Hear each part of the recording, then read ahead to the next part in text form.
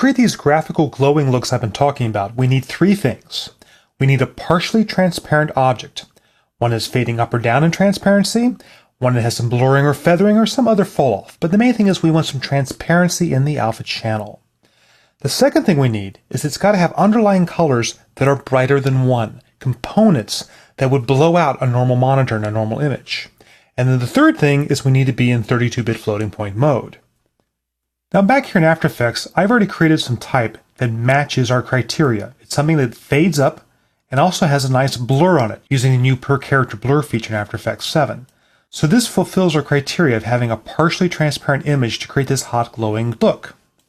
Okay, my goal is to eventually end up with white text, but I want to go through some colors on the way there to make it appear that I've got a nice hot glow going on and that I'm becoming white hot. Well, to do that, we need to create colors that are actually brighter than white, but still not pure white, some off color. There's a couple ways of doing that.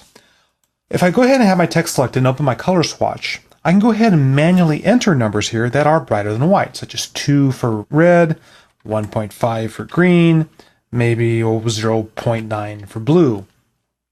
The problem with doing this, it's really hard to tell from my swatch what color it is I'm creating. So instead of doing that, I'll go ahead and use the swatch. Just go ahead and pick a nice intermediate color, like this nice orange here. Click OK. And then go back and use our exposure plugin again. So Effect, Color Correction, Exposure. And I can go ahead and crank up the exposure, just like I did for my photograph, until I drive this text through the color and create this nice hot blown out white. Now as my text fades up, it comes to that orange I've selected, then it keeps on going until it reaches my white target color. And that's the final look. A really nice hot glowing look to it. Okay, there's a couple things to keep in mind while doing this. One, you do need to be in floating point mode.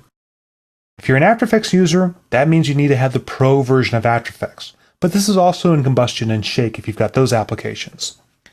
Two, if your goal is to become white, you must have some value in all of the color channels. If you watch the info palette up here, you'll see that as I put my cursor over this, I've got some red, green, and blue value in it. If I was to change my color swatch and zero out the blue channel, hit OK, I'll never reach pure white, because no matter how much I crank up the exposure, there's no blue to blow out. And to create white, you do need red, green, and blue values that all add up to at least 1 to get that nice hot blown out look.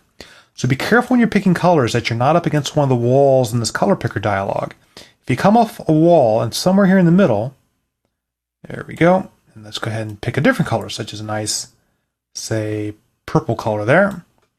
As long as you have non-zero values in red, green, and blue, you'll go through an intermediate color and you'll eventually reach white. Let's go ahead and do our burnout here.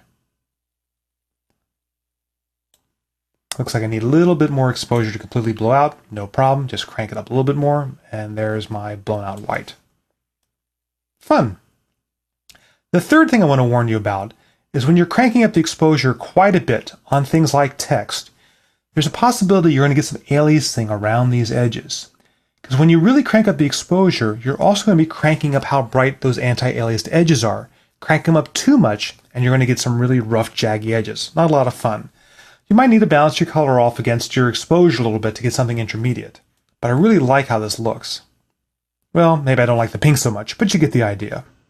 Now here I'm using an opacity fade inside text in After Effects and blur inside After Effects. And even without the blur, just the opacity fade will give me my intermediate colors. But anything that plays with the opacity is going to create some of these nice looks for me.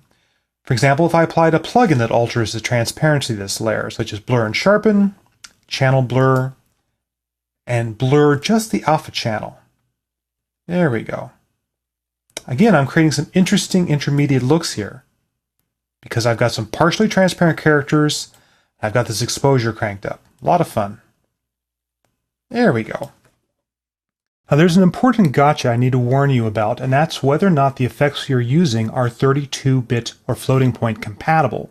And the way to check that is you go over to the Effects and Presets palette, scroll down your effects, such as the Blur and Sharpen category, and look at these really tiny icons that are next to the effects. A 32 means it is indeed 32-bit floating point compatible, such as Channel Blur is here. No icon or just 16-bit means that it's not floating point compatible. Now the good news is that you're not out of luck with those effects. You just need to modify what you do. Let me delete channel blur here, and I'm going to pick an effect such as CC Radial Fast Blur. It's an 8-bit effect. It's not floating point compatible. And if I was to add this to my text layer, you'll see I get this nice radial blur from it, but I've lost my hot glowing colors that I was getting using floating point. And by the way, this exclamation point over in the effects panel tells you it's not a 32-bit effect. Well, all you need to do is drag that effect before your exposure plugin. And you see now we get our hot glowing looks again. The reason this works is we started with a color that was visible. We added an effect to go ahead and modify that text or type in some way, such as our radial fast blur here. Then we used exposure to blow it out, to create whites that are brighter than white. If you do things in that order, visible color, effect, then crank up the exposure, you'll still get these nice hot glowing looks. Let's take a look at one other graphical treatment. In this composition, I've set up some little chasers, some little beams of light flying through a scene. This is a common trick that's a lot of fun to create. Now I've created something that's a nice orange color. I'll do Command or Control Shift Y. See, we've picked a color here. I'm using add mode already. I'm already getting this nice little hot look here in the middle, and I've already done some feathering of it. So that's giving me my partial transparency. I'll double check. I'm in 32-bit mode. That life's good. The last trick is now cranking up exposure to give it a nice blown out look. Now you see where we're going to this really bright white by cranking up the exposure. It's even more fun if we blur the chaser even more, and now we've got that nice, big, glowing light shooting through our scene. And we'll just go ahead and drag through for preview, and there's our nice glowing beam shooting through. And again, just to compare this, let's go back to 8-bit mode. Let's go into the project panel, Option, I'll click on this. In 8-bit mode, all we really have is a blown out white beam that's blurred, and that's why it's not very obvious. It's partially transparent. But when we switch into 32-bit mode, I'll go ahead and Option, I'll click on the bottom of this, we're getting this nice glowing look. And why is that?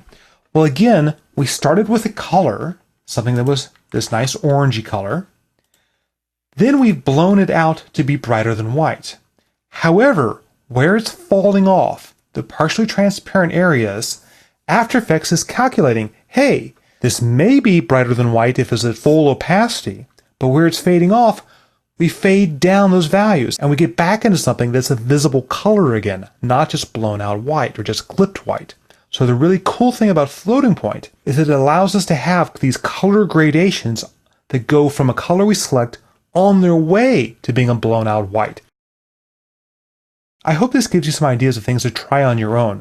As I said earlier, floating point is in the realm of a lot of nice visual effects compositing work, but by exploiting some of its qualities, you can also create some really cool graphical looks. Take care, see you later.